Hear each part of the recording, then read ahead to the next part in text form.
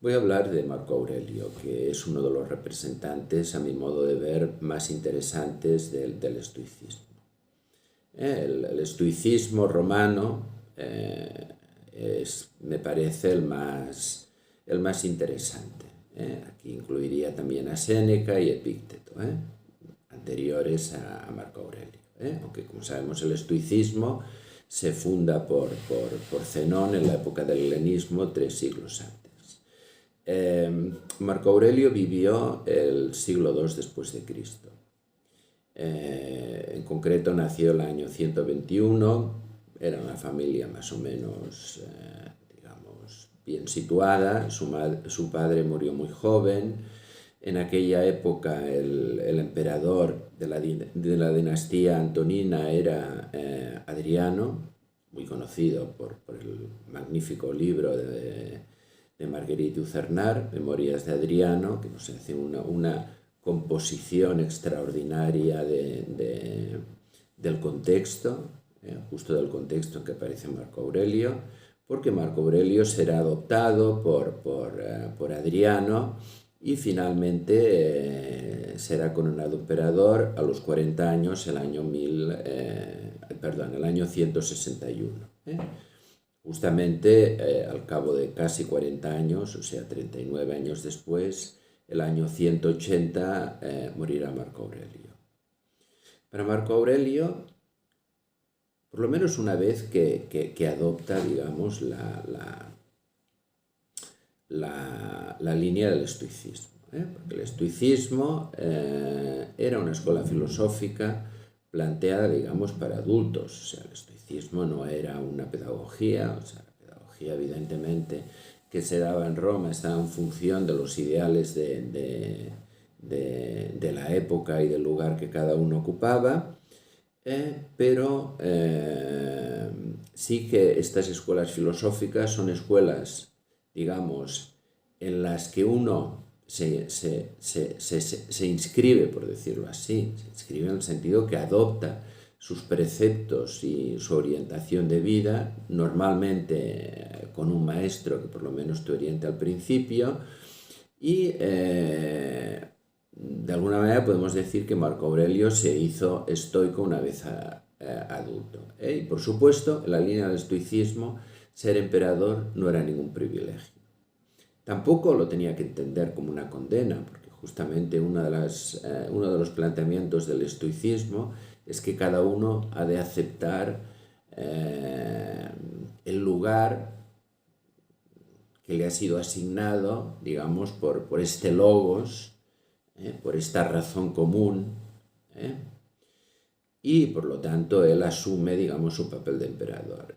Y seguramente fue un buen emperador. Estuvo en una época muy complicada, desde desastres naturales, conflictos internos y externos, y Marco Aurelio intentó gobernar de una manera racional y además de una manera en la cual pensaba en el conjunto de los ciudadanos y no únicamente, digamos, en las élites, ¿no? Bien, Marco Aurelio me interesa sobre todo destacar lo que yo creo que es su escrito más importante, que son las llamadas meditaciones, que son como unos pequeños aforismos, casi podríamos decir a modo de diario, que la palabra diario tiene un sentido en todo caso muy diferente en la época que nos referimos. Justamente eran unos cuadernos de notas y poemas, se decía, que eran como una especie de ejercicio espiritual, podríamos decir, ¿no? Siguiendo el planteamiento de Pierre Hadot, que justamente escribe el mejor libro que se ha publicado sobre Marco Aurelio, que sería La ciudadela interior. Un buen título para describir justamente lo que quería hacer como estoico, esta especie de ciudadela interior, esta especie de estructura interna, digamos, en su carácter, la cual fuera capaz de vivir según los preceptos del estoicismo, que sería el perfeccionamiento moral, ser libre en la medida en que asumes lo que pasa, lo que no puedes cambiar, y que en la medida que tienes capacidad de acción lo haces siempre siguiendo lo que consideras que es tu deber, ¿no? Esto es, por una parte, una disciplina perceptiva, te tienes que ver como parte del cosmos, como parte de esta totalidad superior, pero al mismo tiempo hay un ejercicio que plantea Marco Aurelio, que consiste como en una percepción detallada de las cosas para descomponerlas, ¿no? Incluso materialmente, ¿no? Para ver que en el fondo, pues no sé, un hombre valiente, una mujer bella, lo único que son es un conjunto, digamos, de átomos materiales que finalmente se descompondrán, ¿no? Y por lo tanto no es por aquí por donde tenemos que plantear el bien, sino lo hemos de plantear desde el punto de vista de conseguir este perfeccionamiento moral, que a la hora de actuar es lo único que te tiene que importar, estés donde estés, ¿no? Esto implica también, por supuesto, una disciplina del deseo. Tienes que regular tus deseos, no tienes que seguir en absoluto, digamos, lo que te produce un placer. O sea, el placer no es ni mucho menos un criterio, muy al contrario. El criterio es el deber. En este sentido podemos considerar que haya un cierto precedente en Marco Aurelio y en el estoicismo de lo que después planteará Kant. Y una serie también de ejercicios desde el punto de vista ético que son interesantes, ¿no? Por ejemplo, vivir cada día como si fuera el último,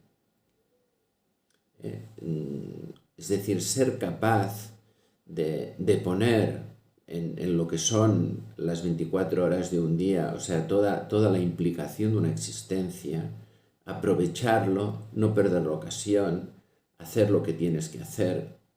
En este sentido, como decía antes, las meditaciones de Marco Aurelio se tienen que plantear no como un diario íntimo, ni siquiera como algo que tenía que ser publicado. No era esta, digamos, la voluntad de Marco Aurelio, sino como un ejercicio estoico que consistía en una especie de autoexamen. Autoexamen quiere decir hacer la reflexión vespertina, al acabar el día, en la cual tú piensas las cosas que has hecho, si las has hecho adecuadamente a los principios que tienen que orientar tu vida. Otra cuestión importante que señala Marco Aurelio es que no nos tenemos que dispersar, no nos tenemos que fijar en las cosas exteriores, que tenemos que centrarnos en nuestra meta. Y esta meta es justamente el perfeccionamiento moral, ¿no? Entonces el autoexamen es cada día pensar si lo que has hecho se corresponde o no se corresponde con lo que deberías haber hecho según estos principios. No hay que entender esto tampoco, como luego hará el cristianismo, como una especie de examen de conciencia, del pecado, relacionado con la culpa, con la penitencia. No, más bien como un balance. Casi podríamos decir como un balance de ganancias y pérdidas. O sea, qué has hecho bien, qué has hecho mal, cómo puedes corregir lo que has hecho mal, ¿no? En este sentido, creo que las meditaciones de Marco Aurelio son absolutamente interesantes, que tienen una gran actualidad y que los dos libros que yo aconsejaría para digamos, desarrollar, elaborar, pensar desde la actualidad sobre estas meditaciones serían, por una parte, el que ya he citado antes, La ciudadela interior de Pierre Hadot, y La hermenéutica del sujeto de Michel Foucault.